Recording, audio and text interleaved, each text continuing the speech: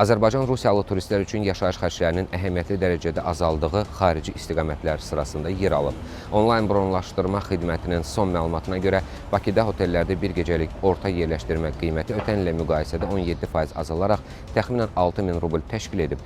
Bu göstərici Azərbaycanı Rusiyalı turistlər arasında populyar olan istiqamətlər üzrə qiymətlərin ən çox ucuzlaşdığı ölkələrdən birinə çevirib.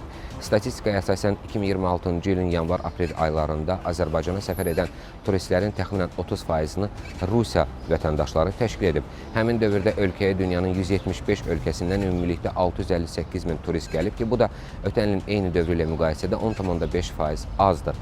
Turizm sayəsində fəaliyyət göstərən ekspertlər bildirirlər ki, son dövrdə Rusiyalı turistlərin MDB ölkələrinə, o cümlədən də Azərbaycana marağı artıb. Mütəxəssislərin qiymətləndirməsinə görə bu ölkələrdə hotel rezervasiyalarının sayı təxminən 30% yüksəlib. Bu tendensiya Azərbaycanın regionda turizm baxımından cəlbedici istiqamətlərdən biri olaraq mövqeyini qoruduğunu göstərir.